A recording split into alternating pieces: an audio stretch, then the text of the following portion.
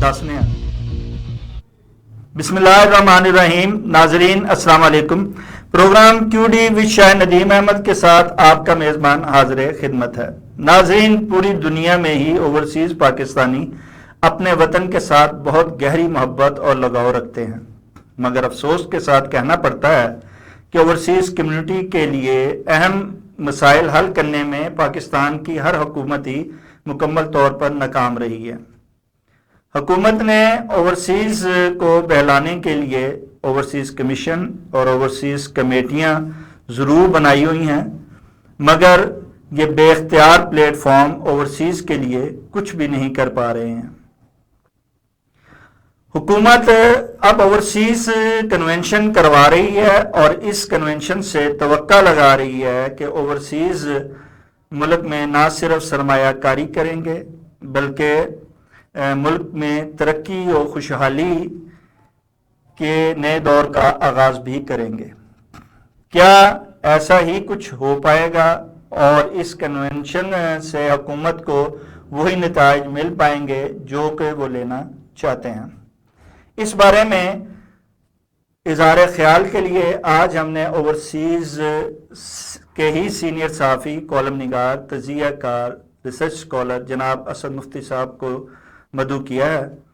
हम इनके शुक्रगुजार हैं कि वीडियो लिंक पर हमें एम्स्टरडैम हॉलैंड से ज्वाइन कर रहे हैं। असद मुफ्ती साहब, जैसा कि आप देख रहे हैं कि हुकूमत जो है वो ओवरसीज़ के मसाइल तो हल पा नहीं रही है, लेकिन ओवरसीज़ को सरमायाकारी के लिए मदऊ जरूर कर रही है, दावत जरूर दे रही है, लेकिन अपना सरमाया हुक्मरानों का बैरून मुल्क पड़ा है और अपनी सरमायाकारी वो बाहर कर रहे हैं। क्या इस तरह से हुकूमत जो है वो ओवरसीज से सरमाया कन्वेंशन के जरिए सरमायाकारी करा पाएगी?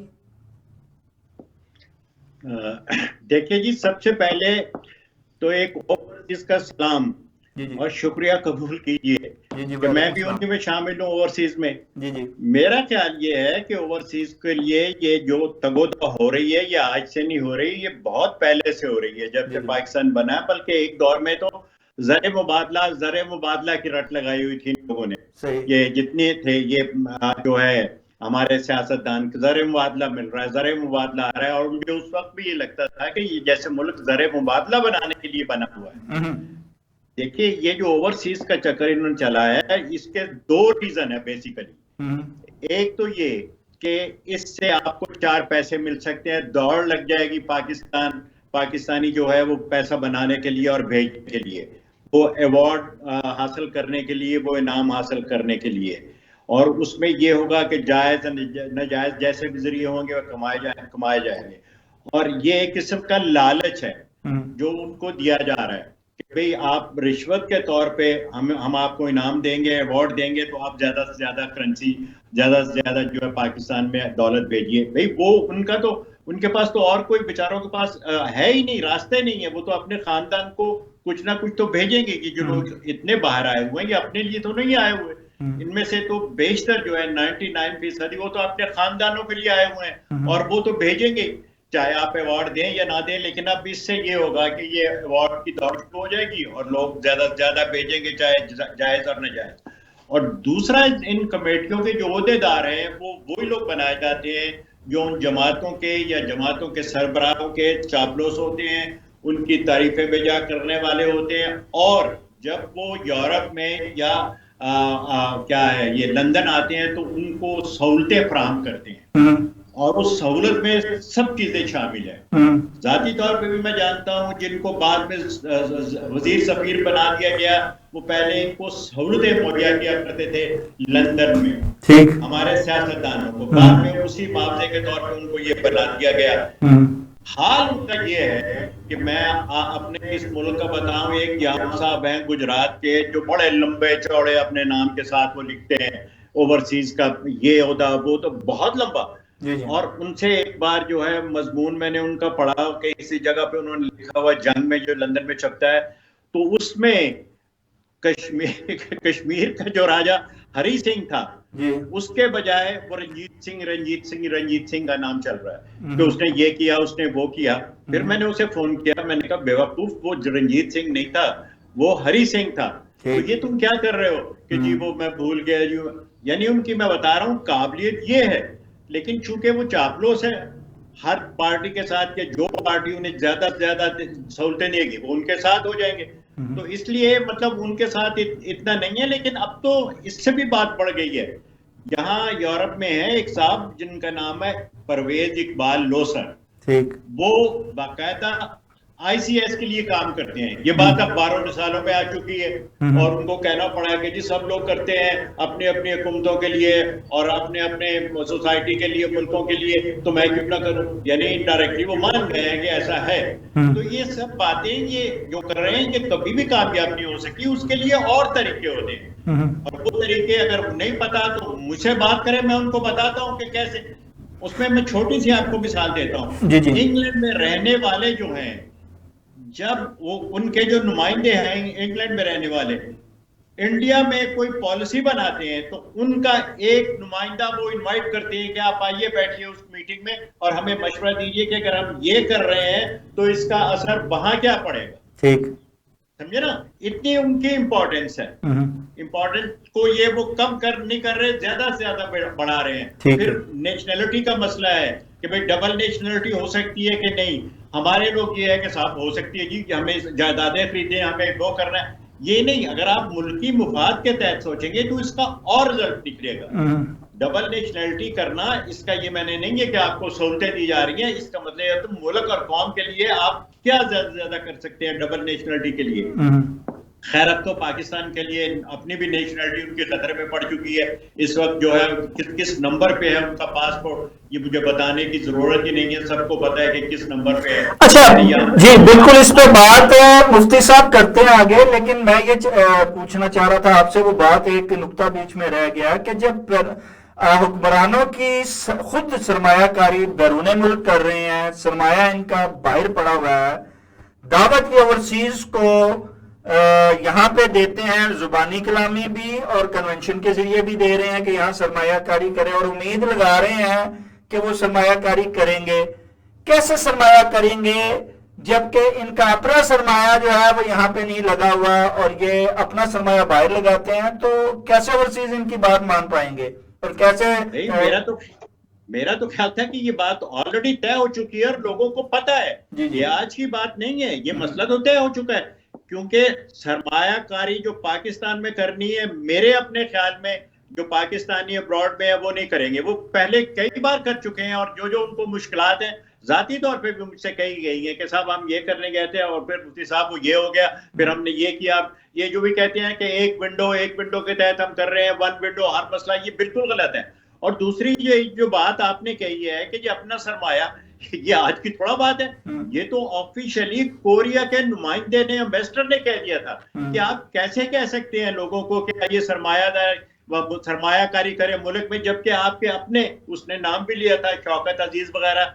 सिर्फ यही नहीं कि यूरोप और अमेरिका में, इंडिया में पाकिस्तानियों का बहुत सरमाया लगा हुआ है। इंडिया में सरमायाकारी हुई है, ये तो बताते नहीं है, लेकिन इंडिया में भी हुई है सरमायाकारी। और हमें कहते हैं कि पाकिस्तान, आपका आधा से ज्यादा जितने सियासतदान है वो तो सारा यूरोप और स्पेन, ये यूरोप के शहर है, और अमेरिका और इंडिया में लगा हुआ है, और वो क्या है साउथ ईस्ट में लगा हुआ है, सिंगापुर, मलेशिया में, जिसमें नाम लोग शामिल हैं बहुत बहुत बड़े। लेकिन ये कैसे तवक्को करती हैं कि वो करेंगे और फिर जो एक पागल होगा वो करेगा, उसके बाद 2 महीने बाद वो वापस आ जाता है मेरी इत्तला के मुताबिक। फिर वो शिकायत करता है कि जी उन्होंने ये कर दिया, वो तो ये कहते थे, होता ये है, ये सब। अच्छा, हुकूमत के मुफ्ती साहब, हुकूमत के बड़े बड़े दावों के बावजूद आप क्या समझते हैं, क्या वजह है कि ओवरसीज कम्युनिटी के मसाइल हल नहीं हो पा रहे हैं? मैंने भी अर्ज किया था कि जैसे आपके मौजूदा हाल है, दाखिली हालात है, वैसे आपके बाहर है, वही आपका अक्स होगा। तो आपके दाखिली हालात जो है वो सिर्फ ये इसके लिए तो नहीं है, ओवरसीज के लिए तो नहीं है। जो आप लोग वहां रह रहे हैं, क्या आप लोग बड़े खुशहाल हैं? आपके लिए कोई प्रॉब्लम नहीं है? जो इनके लिए करे, इनके लिए तो सबसे बड़ी बात यह है कि ये तो बाहर से आते हैं, कौन बार बार आएगा मुकदमों के लिए, कौन बार बार जाएगा, जो चाहे कर ले।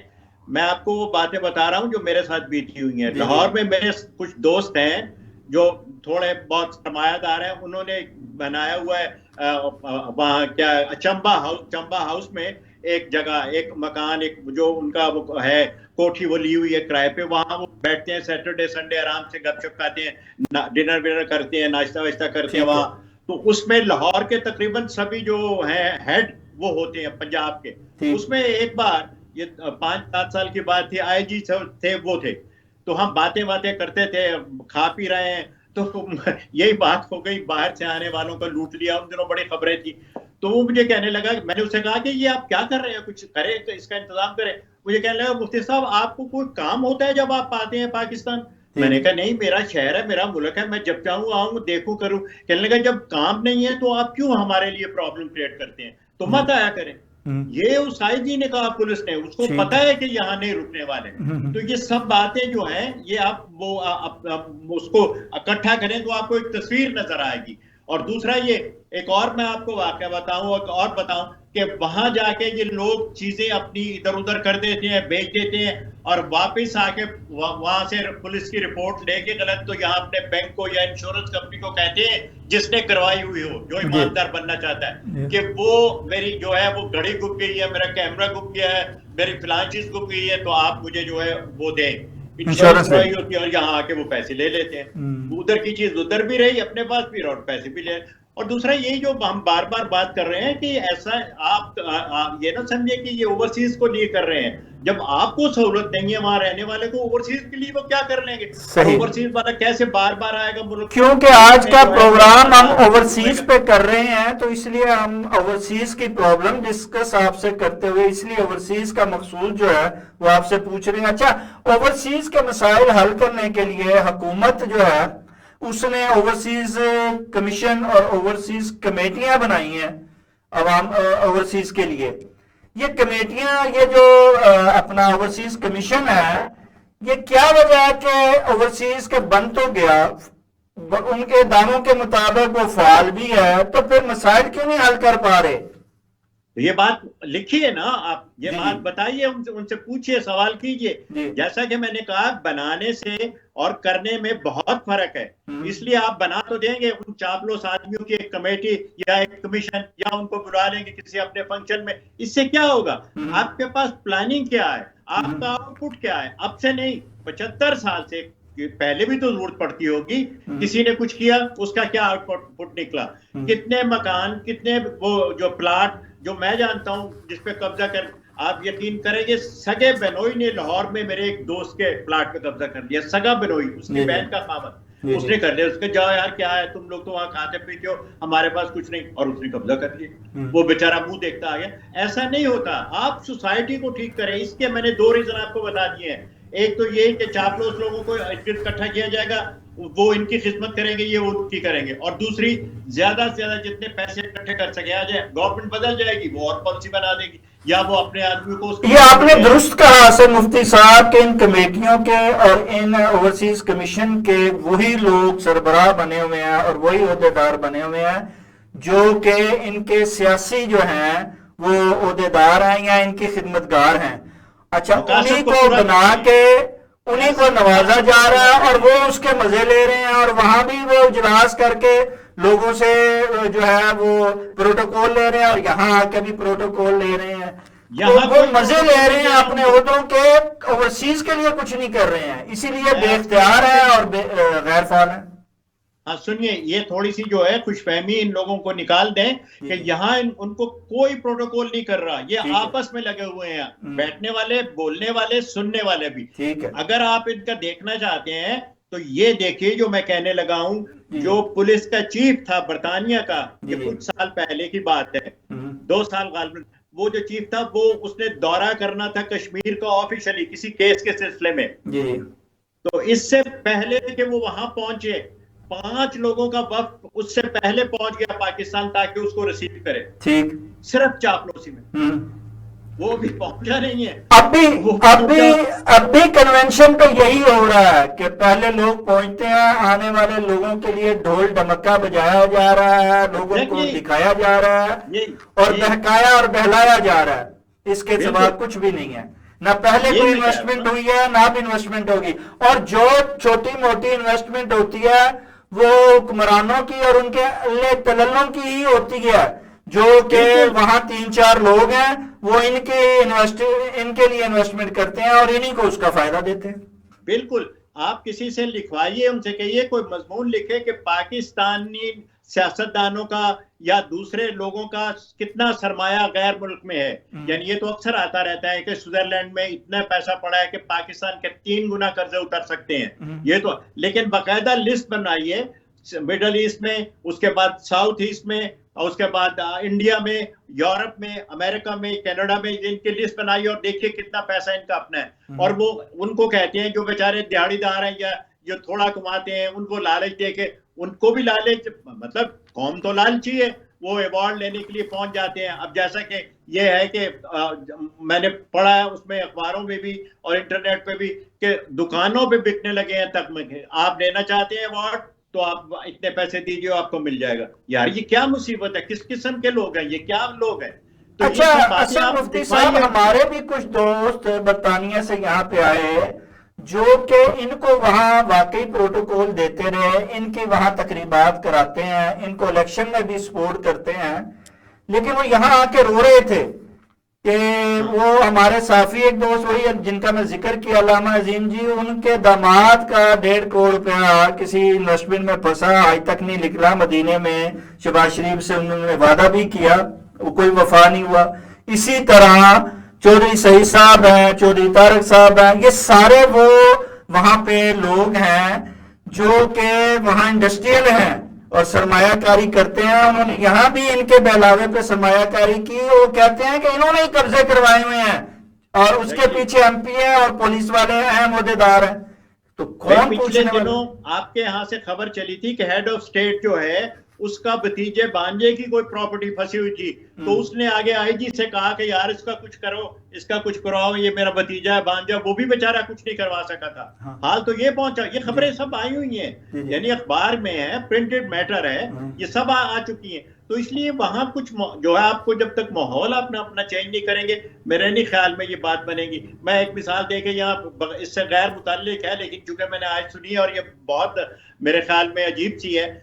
जब ये बाबर आजम क्रिकेट जो है जब आया था तो मुझे अच्छी तरह पता है कि उस वक्त ये इसके बारे में लिखा जाता था कि दुनिया और बिलखसूस इंडिया दो जो है आजम को नहीं भूलेगी, एक तो कायदे आजम और एक बाबर आजम। ठीक है, आज खबर आई है कि वो दुनिया के तीसरे नंबर पे पहुंच गया है जीरो लेने वालों में। जी जी, आज की खबर है। सही है, बताइए, एक तरफ वो आजम कायदे आजम को नहीं भूलेगी, बाबर आजम को नहीं भूलेगी, आज वो तीसरे नंबर पे पहुंच गया है। हाँ। जीरो लेने वालों में। तो ये तो इनकी हालत है। ये आप चेंज करवाएं इनको। जब ये मुल्क 100 मजबूत मुल्कों की लिस्ट में नहीं है, अफगानिस्तान से भी पीछे है, बांग्लादेश में भी पीछे है, तो फिर कैसे आप कह सकते हैं कि यहाँ का कोई क्रिकेटर हो, यहाँ का हॉकी प्लेयर हो, यहाँ अहले सियासत हो या कोई इन्वेस्टर हो, वो कैसे किसी नंबर पे आ सकता है?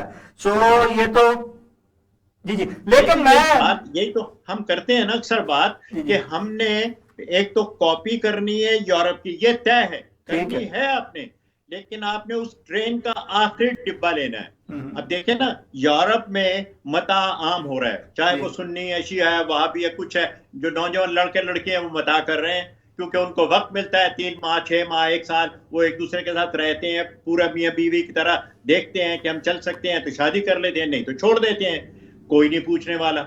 वहां भी जो है मौलवी हज़रात कोई नहीं, मतलब आपके यहाँ तो ये है ना कि हेलो कहना हराम है, टेलीफोन पे हेलो कहना हराम है, और ये बात वहां भी हो रही है, इंग्लैंड में भी। और आपको इस बात का नहीं पता कि वहां एक बहुत बड़ी तंजीम है, हस्बे तहरीर उसका नाम है, जो मिडिल ईस्ट में भी है, उसका जो यहाँ नुमाइंदा है लंदन में, जो ओहदेदार है, सदर है, वो कहता है कि हम यहाँ लंदन में, इंग्लैंड में रहने के लिए नहीं आए, हम कमाने के लिए नहीं आए, हम आपको ये बताने के लिए आए हैं कि किस तरह जिंदा रहा जाता है, किस तरह इंसानों की तरह रहा जाता है। अब वो अंग्रेज को, गोरे को बताएगा जिसका मुल्क है कि इसे कैसे रहा जाता है। अब मुझे बताइए कि कोई कितना भी गिरा पड़ा अंग्रेज होगा, क्या वो ये बात बर्दाश्त करेगा? सही है, तो ये तो करते हैं, खुद ही अपने खिलाफ जो है वो एक महाज बनाया जा रहा है। अच्छा, यही बात को आगे लेके चलते हुए असद मुफ्ती साहब, पर ओवरसीज कम्युनिटी के पहले तो मसाइल थे वो अपने मुल्क के लिए थे, लेकिन अब मसाइल ये हो रहा है वक्त गुजरने के साथ साथ कि ओवरसीज के लिए बैरून मुल्क भी मसाइल बढ़ते जा रहे हैं। आप क्या समझते हैं कि वो अपने वतन के मसाइल पे का तो सामना कर नहीं सका, उनका मुकाबला नहीं कर सका, उन पे काबू पा नहीं सका, तो ये जो बैरूनी ममालिक गुजरते वक्त के साथ मसाइल बढ़ रहे हैं, क्या वो इन पर काबू पा पाएगा, इनका मुकाबला कर पाएगा और इन मसाइल से निकल पाएगा? देखिए साहब, मैं पहले भी अर्ज कर चुका हूं किसी इंटरव्यू में कि हालात इतनी तेजी से बिगड़ रहे हैं यूरोप के, वेस्ट के। जब मैं यूरोप कहता हूं उसमें पूरा वेस्ट शामिल है, जैसे जिसमें अमेरिका भी शामिल है। जो अमेरिका में अब जो हो रहा है, सामने जो ला रहे हैं कि किसी को डिपोर्ट कर दे, घर से पकड़ के सोते हुए उठा के भेज दें, ऐसे हालात यहाँ भी पैदा हो रहे हैं। और यूरोप के लिए खास तौर पे मैं ये बात कहता हूं कि काइंड ऑफ हिटलर पैदा हो सकता है, जो पहले की तरह नहीं सिर्फ मुसलमानों के खिलाफ बात करेगा, मुसलमानों के लिए सोचेगा और इनको देखेगा कैसे काबू करना है। हालात यहाँ तक पहुंच चुके हैं, इसलिए इनका कुछ करना ना करना मेरे ख्याल में ये अपने पांव पे खुद कुल्हाड़ी मार रहे हैं। यानी 300 कत्ल की धमकियों से लेके आज जो है 30 धमकियों से लेके आज 600 कत्ल की धमकियां लेटेस्ट जो है वो रिकॉर्ड पहुंचा हुआ है इंग्लैंड में कत्ल की धमकियों के लिए। चाकू छुरी का उन्होंने अलग से इस्तेमाल और अलग से उन्होंने एसोसिएशन बना ली है कि इसको कैसे रखना है, कहां से लेना है, कहां। और वेस्टलैंड, मिड वेस्टलैंड का इलाका जो है इन कामों के लिए हॉट स्पॉट बना हुआ है। ठीक, अब उसमें ज्यादा ये लोग हैं और उसी में ज्यादा ये कुछ काम हो रहा है और इसकी वजूहत भी सामने आ रही है। मसलन वहां जो इमाम है मस्जिद के, उनका बहुत बड़ा हाथ है लोगों को खराब करने में, लोगों को गलत आयतें बताने में, लोगों को गलत जो है टीच करने में। 50% जो सिरे से आप छोड़ दें वो पाकिस्तानी इमाम है, उसमें ज्यादा उर्दू स्पीकिंग है, लोग उनकी बात भी सुनते हैं। कुछ इंडिया से आए हुए वो भी अपने आप को मुसलमान कहते हैं लेकिन वो इंडियन नहीं कहते। इसी तरीके से 15% इंडिया से आए हुए हैं, 20% बांग्लादेश से आए हुए हैं, जिनकी तादाद सडनली बढ़ गई है। ये बड़ी हैरानकुन बात है कि बांग्लादेश की तादाद सडनली बढ़ गई है, तो इनका असर जो है उन पे होता है। ये आज से 40 साल पहले मैंने बात की थी, वहां लंदन में एक मिनिस्टर था उनका बड़ा रिस्पॉन्सिबल, उससे एक प्राइवेट मीटिंग में, तो उसने कहा कि मिस्टर मुफ्ती, हमारी ये पॉलिसी है कि इन लोगों को मौलवियों पे छोड़ दिया जाए, मौलवी इनको बताएं, मौलवी की सुने, मस्जिद जाएं, मस्जिद से आए, काम जाए, तो उसके बाद हम बचे रहेंगे, हमारी सियासत बची रहेगी इनके हाथों से, ये जो गंदी करेंगे। मैंने कहा ये तुम्हारी सोच बिल्कुल गलत है। सही, मौलवी जो बताएगा वो ये उस पर अमल करेंगे। क्या जो मौलवी तुम बुलाते हो और शरीफ आदमी को वीजा नहीं देते, मौलवी फौरन देते हो, कभी तुमने उससे टैक्स लिया है लंदन में जब वो आता है? जी। कितना कमा के जाता है पता है तुम्हें? तुम हिसाब भी नहीं रख सकते उसका। और वो जो बात कहता है इसका असर लोगों पे पड़ेगा, होगा। अभी आने शुरू हुए हैं। वो हमारा एक दोस्त है वहाँ, वो बड़ा अच्छा कहा करता है जब भी फोन पे, गर्मियों में खास तौर पे, कि मुफ्ती, दोस्त है मेरा पुराना, कहता है कि ले भाई गर्मियां शुरू हो गए हैं, उन्हें कटना ना, जो मैं कह रहे हैं ठीक है, कह रहे हैं कि जनाब मुफ्ती गर्मियां शुरू हो रही हैं कि हम पाकिस्तान तो मौलवी तक खंजर आने शुरू हो जाएंगे। गाने बजाने वाले को वो ये कहता है कि वो आने शुरू हो जाएंगे। और बात भी सही उसकी सही है कि मौलवियों का सीजन शुरू हो जाता है, वहाँ उन्होंने मस्जिदें जो है वो ली हुई है और वो बैठ के लेक्चर देते हैं, खुतबे देते हैं और लोग उन पे अमल करते हैं और तादाद बढ़ती जा रही है मस्जिदों में। इसमें भी कोई शक नहीं, मस्जिदों में जाने वालों की तादाद बढ़ती जा रही है पाकिस्तानियों की, लेकिन ये कोई नहीं बताता और कोई बताएगा भी नहीं कि जेलों में जाने वालों की तादाद भी बढ़ती जा रही है। अच्छा, ओवरसीज कम्युनिटी के अहले दानिश से पूछा जाए तो वो ये कहते हैं कि ये जो थी, ये जो बातें आपने की हैं, ये पुरानी जनरेशन जो हमारी दो थी उनकी बातें हैं। अब ये जनरेशन जो है इनका असर रसूख वो नहीं रहा है जो कि पहले होता था। अब नई जनरेशन आने के बाद हालात मुख्तलिफ हो रहे हैं। आप कहते हैं कि मस्जिदें बढ़ रही हैं, जबकि वो कहते हैं कि मस्जिदों और चर्चों और मंदिरों और उसमें जो सिखों के हैं गुरुद्वारे इनको अब ताले लगना शुरू हो जाएंगे, और लग रहे हैं क्योंकि नई जनरेशन लिबरल होती जा रही है, वो मजहब से दूर हो रही है, लिहाजा उसे कोई कंसर्न नहीं है मस्जिदों से या अपने गुरुद्वारों से या अपने मंदिरों से, उन्हें कोई दिलचस्पी। आप क्या कहते हैं? मैं ये कहता हूँ कि ये बात तो मैंने बहुत पुरानी सुनी हुई है, मेरे अपने जो दोस्त हैं उनके बच्चों की ये बातें आप कर रहे हैं। जी जी। लेकिन ये बातें बिल्कुल गलत हैं। अच्छा। ये बात, पहली बात तो ये है बेसिकली कि अगर वो इन्हें कुछ नहीं कहते और ये कहते हैं कि हम पढ़े लिखे हैं, हम उनका मुकाबला करेंगे, इनसे ये लेंगे वो लेंगे, तो उसकी सिर्फ एक वजह है उनकी डेमोक्रेसी, उनकी जमहूरियत। वो ये नहीं देखते कि ये कौन है क्या, वो अपनी डेमोक्रेसी को देखते हैं कि उस हवाले से किसने बात सही कही है और किसने। जैसे कि आप लोग अक्सर कहते हैं कि जी फिलहाल जो हुकूमत वो हमारी पाकिस्तानियों के, मुसलमानों की बड़ी हमायत करती थी, उसने ये काम बड़ा अच्छा किया हमारे लिए। हमायत नहीं करती थी, वो इंसाफ की हमायत करती थी। ठीक है। क्या ये मुमकिन है कि एक वक्त में एक हुकूमत जो है आपकी हम हमायत करे बिला वजह और दूसरी वक्त बिला वजह आपको मारे? जी नहीं, वो एक्चुअली जमहूरियत की हमायत करती थी। और ये आपका कहना कि उनका कोई ताल्लुक नहीं है, ये बिल्कुल बात गलत है।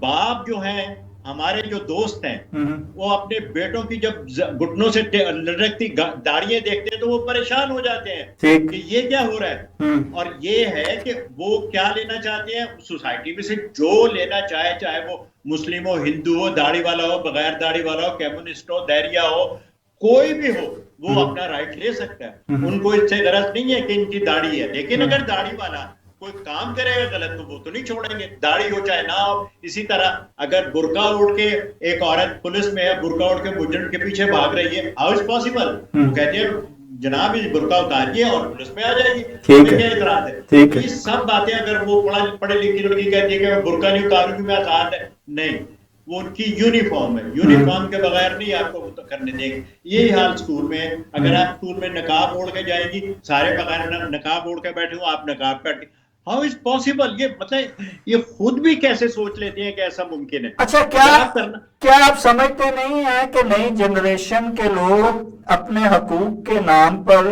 अपने कानून के नाम पर, अपने हक के नाम पर वो ट्रबल मेकर भी बनते जा रहे हैं?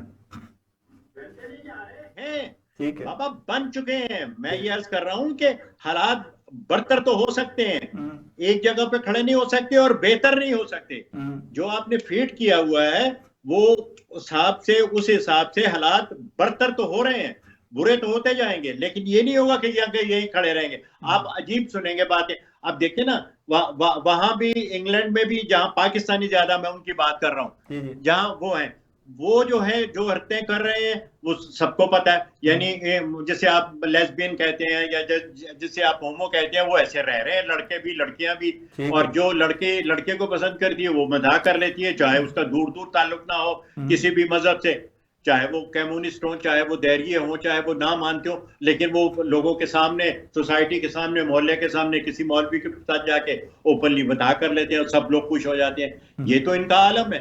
तो ये सब बातें मतलब हमें सोचनी चाहिए। ऐसा कब तक चलेगा? मुझे कोई ये बता दे कि ऐसा कब तक चलेगा। तो मेरे ख्याल में ये ऐसा मुमकिन नहीं है। अच्छा, ये कहते हैं जब तक भी चलेगा, वहां की हुकूमतें जो हैं वो हमें साथ दे रही हैं, हमें हमारे हकूक हमें दे रही हैं और हमें आजादाना तौर पर रहने का हक भी दे रही हैं साथ, और वो किसी भी मुश्किल हालात में हमारे साथ खड़े होती हैं। आप क्या समझते हैं कि वाकई ओवरसीज कम्युनिटी के सारे मसाइल के बावजूद, ट्रबल मेकर होने के बावजूद, इंतशारी टोला बनने के बावजूद, वो हुकूमतें अगर इनका साथ दे रही हैं तो क्या मुस्तकबिल में भी इसी तरह साथ देती रहेंगी कि अपना रवैये में तब्दीली ले आएंगी? नहीं, जो दे रही हैं, पहले मैं उसके बारे में बात कर रहा हूँ कि उन्होंने गजा के बारे में भी इनका साथ दिया, ठीक, वाह क्या साथ दिया। उन्होंने कश्मीर के बारे में भी इनका साथ दिया, वाह क्या दिया।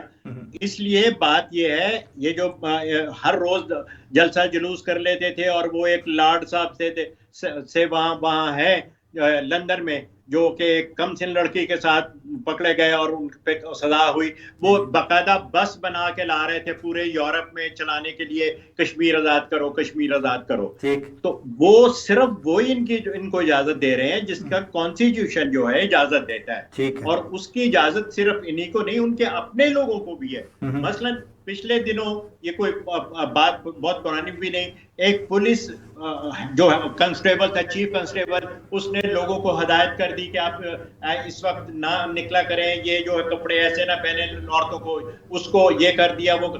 अगले दिन उसको जो है उन्होंने फायर कर दिया कि भाई तुम जाओ, घर बैठो, ये तुम्हारा मसला नहीं है कि लोग किस वक्त निकले और क्या करें, तुम पुलिस के चीफ हो, जो हम कहते हैं वो करो, ये हमारा मसला है कि हम उनको बताएं कैसे तुमने रहना है, कैसे नहीं करना, तुम जाओ। उसकी छुट्टी करवा दी, फायर कर दिया उसको, क्योंकि उसका ये मतलब था ही नहीं, उसका ये काम ही नहीं था कि लोगों को बताए। तो इसलिए जो लोग करते हैं या यहाँ के भी कोशिश करते हैं कि इनको ना छुआ जाए, ना छेड़ा जाए, लेकिन वो अपने जो लॉ है उनसे तो नहीं हटेंगे। इसीलिए फिर ये अगर कोई जरा भी एक्सट्रीमिस्ट आ जाता है जो पूरा लॉ पे चलता है, ये उसके खिलाफ हो जाते हैं। अब अगर फर्ज किया यहाँ पे वो दूसरा आ जाएगा तो ये उसके खिलाफ हो जाएंगे। तो ये सब बातें इनके सोचने की है, बॉल इनके कोर्ट में है, और इनके कोर्ट से मुराद ये है कि आपकी हुकूमतें जो है, आखिर इंडियन लोग भी यहाँ हैं, वो क्यों नहीं ऐसा करते? कभी सोचा आपने? वो क्यों नहीं, वो सोसाइटी में घुल मिल जाते हैं, या उनको फौरन क्यों मकान मिल जाता है? आपको पता है यहाँ कितने इंडियन हैं वो आईटी में आए हुए, अभी आप मिलते हैं अगले दिन उनके पास मकान होता है, पाकिस्तानी मुझे लेके दिखाया, और जो लेगा भी वो मकान जैसे है, वो आदमी उनका क्या करे, क्या कहे? अच्छा मुफ्ती साहब, आप मान ले रहे हैं कि नई जनरेशन जो है वो ओवरसीज या बैरून मुल्क कवानीन के साथ साथ लिबरल सोच की हामिल होती जा रही है, जबकि ओवरसीज का कहना यही है कि जी वो लिबरल हो गई है। क्या आप समझते हैं कि जिस तरह दूसरी कौमों की नई जनरेशन जो थी वो लिबरल हो के उनका साथ दे रही है, उनकी सोसाइटी, उनके मुआशरे का हिस्सा बन गई है, क्या हमारी नई जनरेशन नहीं बनी है? और इसका मुस्तकबिल इस हवाले से फिर वहां रहते हुए तारीख नजर आता है? भाई देखिए ना, ये एक तो पहली बात ये है कि मुख्तलिफ मुल्कों के मुख्तलिफ जो है वो कॉन्स्टिट्यूशन है, मुख्तलिफ उनका आइन है, मुख्तलिफ उनकी जो है तरीक़ाकार है।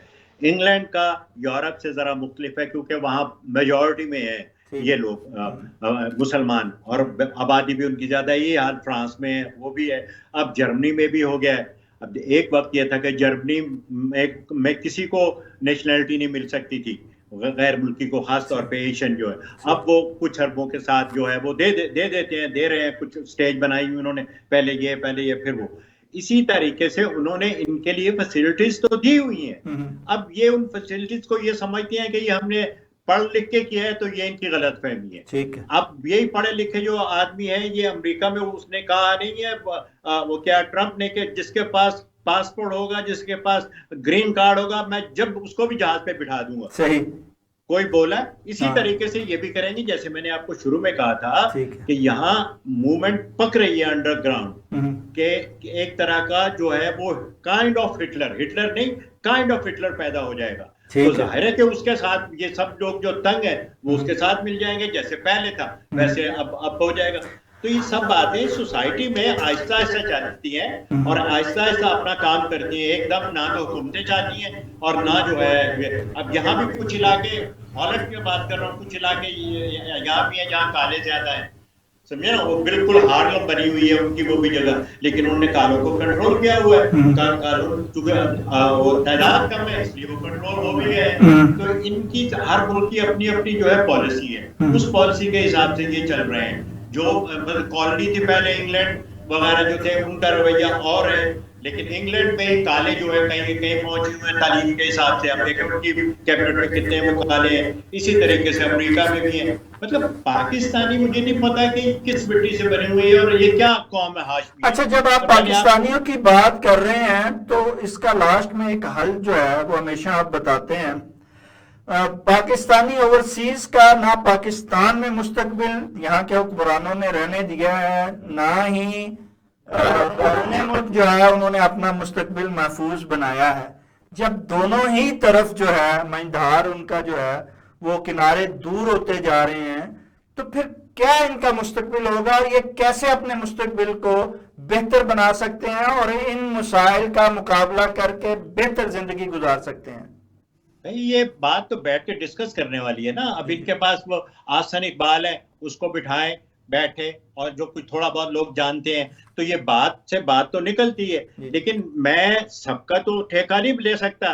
मैं आपको ये तो बता सकता हूँ कम से कम कि जो हमारे यहाँ आते हैं लोग, उनको क्या मसाइल हैं और वो अपने मसाइल किस तरह हल कर सकते हैं, ठीक कर सकते हैं। बाकी मुल्कों का तो नहीं मुझे पता कि वो उनके क्या लॉ है। यहाँ तो मैं आपको बता सकता हूँ कि किस तरीके से वो अपने, मसलन मैं भी यहाँ हूँ, मैं पिछले 55 साल से यहाँ हूँ, मुझे तो किसी ने ओए तक नहीं कहा, उंगली तक नहीं उठाई किसी ने, उसने ये तक नहीं कहा कि तुम्हारे मुंह में कितने दांत हैं। बल्कि मतलब ये है कि मुझे हमेशा जो है मेरे जॉब पे भी ट्रबल मेकर कहा गया है कि भाई तुम अपने के लिए लड़ते हो, बिल्कुल लड़ते हो, और ये तो मैं लड़ता हूँ, उसमें कोई ऐसी बात नहीं है। वो 2 मिनट में मान जाते हैं कि हाँ यू आर राइट, ये तो हमसे बेहतर मामला है। इसी तरीके से ये पुलिस से आप आर्गू नहीं कर सकते। यहाँ की पुलिस है, जो उसने कह दिया वो ठीक है। तो मैं जो उनसे जब बात करता था तो कहते थे कि जनाब ये हम करेंगे, ये हमारा वो है, हमें पता है आपकी जो पोजीशन क्या है, या आप जर्नलिस्ट हैं या आप नहीं है, तो आप ये जाइए कोर्ट में हमारे खिलाफ ये कर दीजिए, ये हमने किया। और मैं जाता था, आप यकीन कीजिए कि मैंने उसके मुंह से कहलवाया था मजिस्ट्रेट के कि they are idiot, leave it mister Mufti, they are idiot. तो इस पे मैं बना दूं कि जी ये है वो है वो है, लेकिन कुछ भी काम मुझे किसी वक्त भी मैं गलत कर सकता हूँ, उसका मुझे मुआवजा भुगतना पड़ेगा। इसमें ऐसी बुराई क्या है? लेकिन मैं कॉन्शियसली ये बात नहीं करता, इसलिए कि मुझे पता है इनकी सोसाइटी और है, मैं जहां से आया हूँ वो सोसाइटी और है, और मैं बिल्कुल इनकी सोसाइटी की कदर करके अपने हकूक ले रहा हूँ। मैं हर किस्म का खाना बनाता हूँ, घर में पकाता हूँ, बनाता हूँ, हर किस्म। कभी किसी ने भूख की शिकायत नहीं की। 11:30-12 बजे तक म्यूजिक जैसा आप चलाएं, मर्जी चला लें, वीकेंड पे आप एंजॉय करें। मतलब सब चीजें तो है जिंदगी की। आप क्या करना चाहते हैं बताइए, उसमें उस पर मैं आपको बता देता हूँ कि आप इस महकमे में जाएं और ये कर दें। आपने मकान को छोटे को बड़ा करवाना है, अपना जो खरीदा हुआ है, इस महकमे में जाइए, वो आपको इधर उधर से निकाल के बता देंगे कि ये तो आप कहते हैं कि सोसाइटी में रहने के लिए जब तक आप उस सोसाइटी के एटमॉस्फेयर को अपने हद तक कबूल नहीं करेंगे, उनके कानून का एहतराम नहीं करेंगे, उसके साथ नहीं चलेंगे, सोसाइटी के साथ मूव नहीं करेंगे, तो फिर मसाइल तो पैदा होंगे और मसाइल से फिर मुकाबला जो है वो नहीं कर पाएंगे।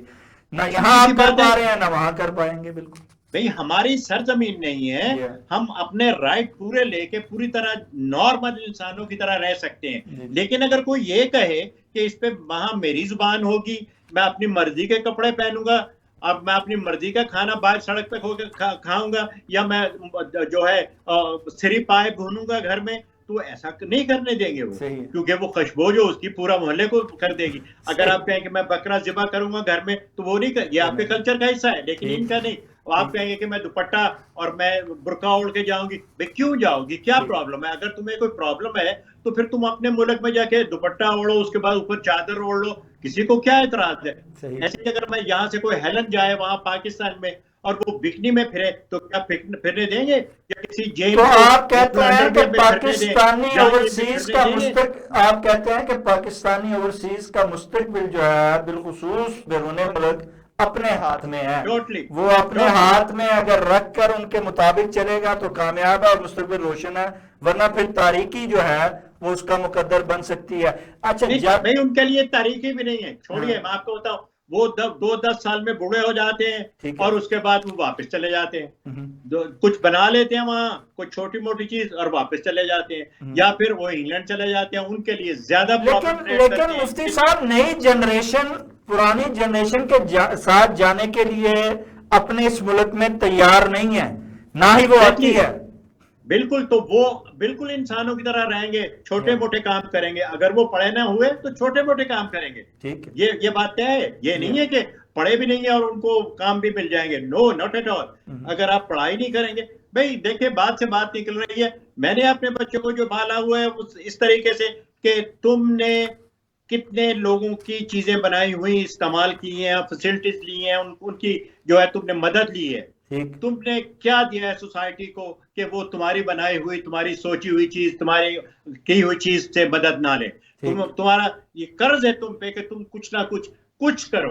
म्यूजिक सीखो, कोई IT सीखो, कोई ऐसी चीज करो जिससे ये सोसाइटी को तुम दे सको वापस। ठीक है, समझो ना, तालीम हासिल करके तुम कोई बड़ा काम करके दिखाओ उनको। ये नहीं कि तनख्वाह, कभी बात होती थी मेरे बच्चों के साथ, तो वो कहते थे पापा हमें पता है तुम क्यों कहते हो कि प्राइम मिनिस्टर बनो, prime minister on my foot, prime minister को क्या पता है कि क्या नहीं है और क्या है। मतलब तालीम का तुम कहो तुम प्राइम मिनिस्टर बनने का सोच रहे हो, मैं नहीं बनना चाहती या मैं नहीं बनना चाहता, तो बिल्कुल उनका अपना है। बड़े बेटे का आईटी में था, उसकी ये तीसरी जो है इनकी नेशनल जो है ब्रॉडकास्टिंग टीवी की, उस पे उसकी वो आई हुई। अभी मुझे, मैंने वो तीसरी नहीं देखी, मेरी बेटी बता रही थी कि भाई तुम्हारे बेटे का आया हुआ है, वो देखा है तुमने उसकी जो है ट्रांसमिशन पे जो उसने बनाया है? तो मैंने कहा नहीं मैंने नहीं देखा। मैंने कहने लगी अच्छा मैं तुम्हें दिखाऊंगी। वो शर्माता, वो नहीं भेजता, वो नहीं कर। लेकिन मतलब मेरा कहने का इस पे सिर्फ ये है कि आप इस सोसाइटी को वापस कुछ दें। ठीक है, क्योंकि उसने आपको इतनी चीजें दी। तो मुफ्ती साहब ये बहुत बड़ी बात है कि जहां यहाँ पे लोगों ने या वालिदैन ने जो है वो अपनी जिम्मेदारी पूरी नहीं की है, उनकी वो भी फिर इतराज करते हैं कि हमारी औलाद हमारी जो है उस पे फर्माबरदार नहीं है। इसी तरह बैरून मुल्क अपना जो है वो फर्ज अदा नहीं किया बड़ों ने, और नई नस्ल से ये उम्मीद रखें कि वो हमारे ताबेदार होंगे, हमारे फर्माबरदार होंगे और इस सोसाइटी को कुछ बेहतर देंगे। तो वो कैसे देंगे जब आप उनको वो सोच ही नहीं देंगे? तो आपने अपनी फैमिली को वो सोच दी। आज ना सिर्फ आपको एहतराम और इज्जत की निगाह से देखा जाता है उस सोसाइटी में, बल्कि उन्होंने भी, बच्चों ने भी अपना मकाम बनाया, उन्हें भी अच्छी नजर से देखा जाएगा और हर शख्स को देखा जाएगा जो कि इस तरह की सोच लेके बैरूने मुल्क रहेगा और अपने मुल्क भी उसी सोच के साथ आएगा, तो यकीनन उसको दोनों जगह कोई परेशानी का सामना नहीं करना। हाँ, लेकिन खाली वो तो नहीं कर सकेगा ना, एक आदमी आ जाएगा तो कुछ नहीं होगा। आपकी सोसाइटी ठीक होगी तो वहां, अब मैं वहां जाके लाइन में खड़ा हो जाऊं किसी भी जगह पे जाके पाकिस्तान में, तो शाम तक लाइन में खड़ा रहूंगा। ऐसा ही है, ऐसे ही लोग आके अपना काम करवाते रहेंगे। तो अच्छा, बात से फिर वही बात निकल आई, मैं तो प्रोग्राम खत्म कर रहा था लेकिन बात से बात निकल आई। असल मुफ्ती साहब, आप कहते हैं कि जब तक माशरा या यहाँ के लोग ठीक नहीं होंगे, सोसाइटी कौन करेगा इस सोसाइटी को ठीक? ये भी तो बता दीजिए, कौन ऐसा बंदा इसी सोसाइटी में से आएगा जो इस सोसाइटी को दुरुस्त करेगा और सही डगर पे चलाएगा, सिमत किबला दुरुस्त करेगा? कौन है बताइए जरा। नहीं भाई, ये तो मैं कह चुका हूं पहले भी कि आपने सबने करके देख लिया है। लिबरल ने भी करके देख लिया है, राइटिस्ट ने भी करके देख लिया है, सो कॉल्ड जो है क्या है मजहबी लोगों ने भी करके देख लिया। एक बार जो है आप सोशलिस्टों को भी मौका दें, देखें वो कर सकते हैं कि नहीं। एक बार उनको भी मौका दें, और कौन है वो, कैसे हैं वो, बगैर उसके मैं आपको बता सकता हूं जो ये काम कर सकते हैं। मैंने आपसे पिछली बार भी अर्ज किया था कि मैंने बजिंजो साहब से कहा था कि अगर हम किसी तरीके से आ गए इक्तदार में तो 2 महकमे मैं किसी को नहीं देने दूंगा, उसमें मेरी मर्जी शामिल होगी या मैं खुद दूंगा। कहने लगे कौन से? मैंने कहा एक कल्चर और एक तालीम। तो कहने लगे ठीक है, बड़े दोनों अहम है, दोनों ही अहम है जी, जो माशरे की सोच बदल सकते हैं वो कर सकते हैं। लेकिन ये लोग तो करना नहीं चाहते ना। नौकरी होनी चाहिए प्राइम मिनिस्टर की, ठीक, कि वो आवे 5 साल रहे, 4 साल रहे, जावे, उसके बाद कोई और आवे, ठीक, उनकी होनी चाहिए। ये नहीं कि हम बैठे हैं तो बैठे ही हैं, या कॉन्स्पिरेसी से हम हुकूमतें तोड़ के मोड़ के फिर बैठे हैं, मर रहे हैं, बात हमसे होते नहीं है, फिर प्रेसिडेंट बने हुए हैं, चला जाता नहीं है, अब बात हो नहीं सकती, अब वो फिर प्रेसिडेंट बन गए उसके मुस्लिम लीग के। ये क्या तरीका है? ये किसे आप बताना चाहते हैं? ये तनख्वाह नहीं है, ये कुछ और है। भाई मुझे तनख्वाह देखें, मैं रिटायरमेंट डेली मैंने काम किया, रिटायरमेंट ले। सर वो कभी भी ना बन पाए, वो कभी भी यहाँ पे मुसल्लत हम पे ना हो पाए, अगर मुसल्लत करने वाले, उनकी सरपरस्ती करने वाले ना चाहें। अब जब वो चाहेंगे तो फिर हम क्या कर पाएंगे? तो बंदा नवाज, तो ये आप अपने आप से कहे ना कि 47 में किसने इलेक्शन करवाया था? ठीक, 47 में कोई इलेक्शन नहीं हुआ। एक बंदे ने कहा चलो, लोगों ने कहा चलो। जब आप ये कहेंगे तो लोग बाद में कोई करेंगे। ठीक, ये तो आपको बदलनी पड़ेगी सोसाइटी। ठीक, ये आप नहीं कर सकते कि चलो उस तरफ, लोग कहें जी चलो। क्यों चलो? इलेक्शन करवाओ। ठीक, और इलेक्शन में फिर मुनसिफाना होना चाहिए और फेयर होना चाहिए। नहीं, ये आपने बड़ी अजीब बात कह दी, इलेक्शन मुनसिफाना। ये क्या होता है भाई?